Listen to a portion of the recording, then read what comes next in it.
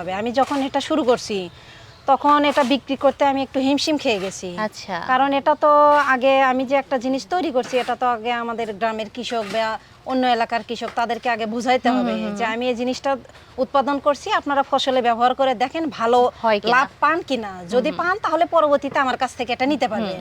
তো এভাবে মানুষের মন জোগায় আমাদের আশেপাশে এলাকার কৃষকদেরকে দিয়ে ওরা ভালো পাইছে বিধায় আমার কাছে এসে পরবর্তীতে বলছে না তোমার এই সারটা খুব ভালো কাজ করছে।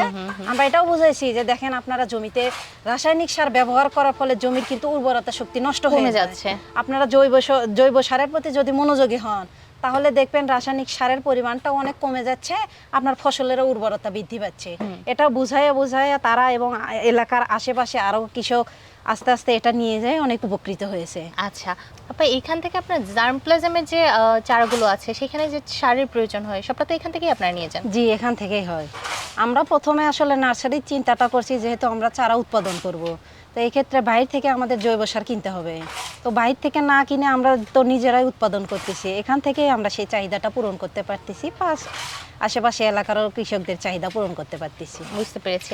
তো এখানে কতটুকু জায়গার উপরে আপনারা এই প্রজেক্টটা দাঁড় করিয়েছেন? এখানে আমাদের 4% জায়গা, এখানে আমাদের 15টা হাউস আছে। আচ্ছা। এখানে 15টা হাউসে আমাদের এক একটা হাউসে 1 টন করে জৈব সার উৎপাদন হয়। 1 টন করে? জি। তো প্রতি মাসে আপনারা কি পরিমাণ জৈব সার উৎপাদন করেন? প্রতি মাসে 15 টন, আমরা বছরে 100 থেকে 200 টন শুধু ট্রাইকো কম্পোস্ট উৎপাদন করি। এবং এছাড়া সেটার ভার্মি যেটা আছে সেটা আমরা ক্যারেটের মাধ্যমে উৎপাদন করি। তো এই যে আপনারা করছেন, পর্যাপ্ত পরিমাণ ক্রেতা তো আছে তাই না? হ্যাঁ, অবশ্যই পর্যাপ্ত পরিমাণ। এখন তো সিজনালি সময়, এখন আমাদের অর্ডার প্রচুর হচ্ছে।